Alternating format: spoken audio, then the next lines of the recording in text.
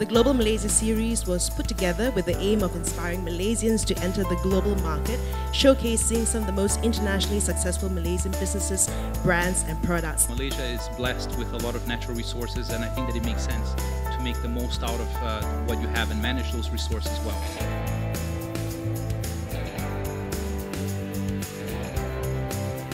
When the government says they're going to do something in Malaysia, you can pretty much count on the government doing it. And so that's important to a company like GE when we make investment decisions. A country and an economy is very much similar to a business. If I put the analogy, if you run a business and you want to make it succeed, I always believe that the first step you need to do to make the business prosper is to make the most of what you have. So your existing business, and a country is like that too. We need to make the most of what we have in the sectors that are already existing. Oil and gas, how do you get more oil and gas out from the ground? Oil palm, how you get tourism. All of those are what's called making the most of what you have. Then the second part of what you need to do is to grow from where you are on those existing stuff. That is part two. Now the third one is the sexy stuff, breaking new grounds, the next Samsung, and all of those things. I believe that countries like businesses, you don't jump into the sexy stuff until you have successfully made the most of what you have and again new businesses in the existing sectors. What we're doing in Malaysia is to make sure between now and the year 2020, we make the most of what we already have. We know there are 12 national key economic sectors, the ones that we really think we can make a lot more GNI, a lot more corporate wealth, country wealth from those areas. We need to expand that, but we need to keep an eye on the future, which is breaking new grounds in terms of innovation. Therein lies the area that I believe still a lot more work for us to do. Now, returning back to the point that you raised, Chuang, because we have been, for a long time, putting a lot of emphasis on what we traditionally have, our existing commodity-based economy, and a lot of our talents are in that area. So when you start to jump into breaking new ground, you really need to make sure that you have to groom the talent to be equipped to deal with that stuff. And so that is why we started this Global Malaysia series. And we wanted to make sure we have a dialogue in Malaysia about what we needed to do post-2020. And we are now making the most of what we have today, but I do structurally believe that Malaysia has to change the way we look at the country post-2020. I'm no doubt in my mind, if we continue on the current path, we will achieve our high-income economy status by 2020. But then the question is, what next? How do we grow beyond that? Therefore, the Global Malaysia series is a dialogue to begin shaping policy in that area. And I do hope that the 11 Malaysia plan will begin to put some of those things in there so that we will then make those changes for Malaysia post-2020. Dr. Frederico, the World Bank, interestingly, does not view Malaysia's debt levels as too alarming. Rather, you have said that by far and away your biggest concern for Malaysia is the talent or lack thereof. Kindly explain. You know, I want to pick up on what Dato Sri was saying about how the first step is to actually pick up on the assets that you have. So Malaysia is blessed with a lot of natural resources, and I think that it makes sense to make the most out of what you have and manage those resources well. And I think that in that regard, I mean, Malaysia is clearly a success story. But if you want to create the next Samsung, the next Apple, you need a different type of asset and different kind of capital, which is human capital and human assets. And the way that Korea came up to having the next Samsung is because they really boosted their level of education, starting from the rural areas, the poor performing schools, and really brought that up to international standards very quickly. And they moved to having actually now a problem with too many people in university. When we look at the next Samsung, I was just driving on Tun Razak today and I see a building from Huawei, the Chinese company. And then you see that, in China you have the top school system in the world in Shanghai that actually has the highest scores in these global tests, better than the US, better than in Finland. And they are actually, maybe on track to creating the next Samsung. So I think that if Malaysia by 2020 wants to have that kind of human capital base, the time to start is really now. I mean, the more you wait, forming human capital takes a generation.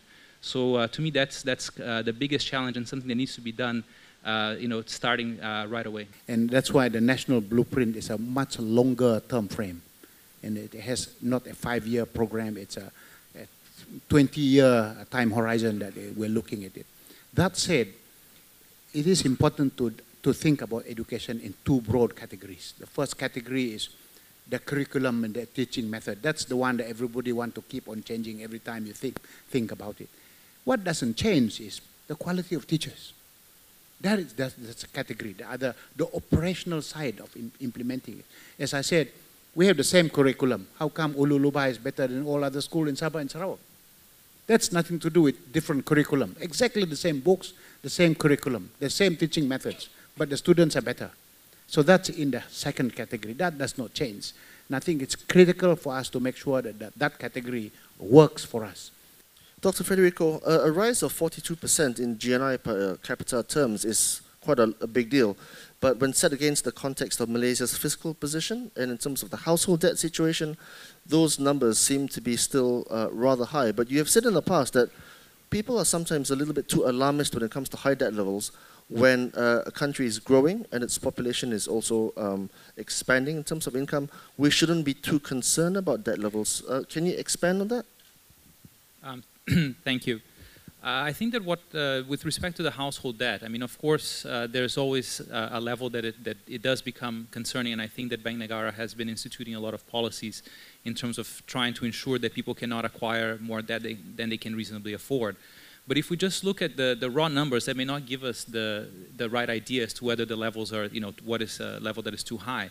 Because in a country where the household income is also growing, I mean, you mentioned the GNI per capita, which is a very macro number. But when we look at the household income, the results have also been quite good between 2009 and 2012 when they've looked at the household income surveys. So as long as the household incomes are growing, as long as there is wage growth in the economy, people, they can actually service their debts. And so to be able to buy new cars, buy a house, and then as long as your income continues to grow and you can service the debt, it's not necessarily such a bad thing. And the other point is that Malaysia is a country that actually has a fairly good financial sector where most people have access to finance. So in some cases, if a country has a very low level of household debt, that might actually reflect the fact that the population doesn't have access to financial services, whereas in Malaysia they do.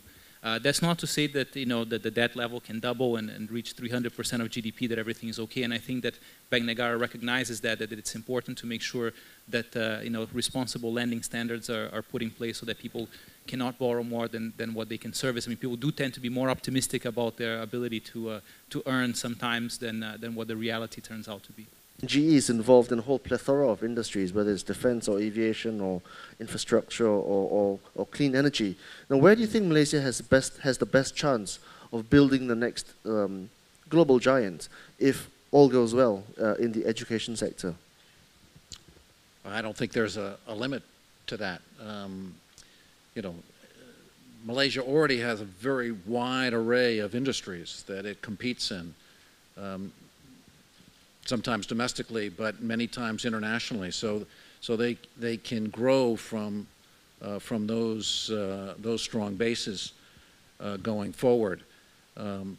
The talent obviously is key to make that happen. I think oil and gas, clearly a huge strength. Petronas is a world-class company. They're building an ecosystem here in Malaysia that will continue to grow and develop national champions. We talked about Sapura Kencana. There are many others, Bumi Armada. I think the same thing in aviation. The boom in commercial aviation with the emergence of AirAsia here in the region has led to many new jobs, and will grow MRO capabilities. GE is involved in the only commercial engine repair and overhaul facility. We'll see more investments in that space going forward.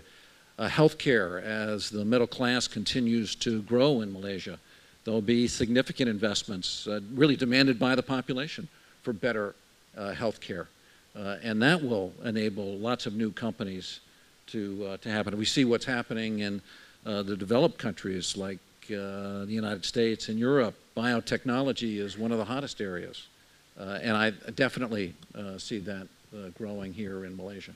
The first transformation programs was the GLC transformation program, where actually a lot of the GLCs in the services sector, whether in the telecoms or the financial sector, have actually gone out of Malaysia and become more competitive and done better for that.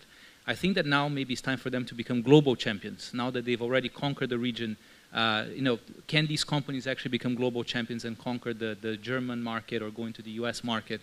And there is a role, of course, for trade agreements in that context. But I think that going forward, looking at how you can export more services is going to be important for Malaysia, which is a trading nation, to replicate its success in manufacturing towards services. And that's still not something that we're seeing. I was just looking at some of the figures for GDP in Thailand and Malaysia, and how trade throughout Asia has declined, right? Because of the global financial crisis, Asian countries which have been very export-oriented, trade has declined throughout. In Thailand actually has stayed flat because the loss in the trade in goods was made up by trade in services.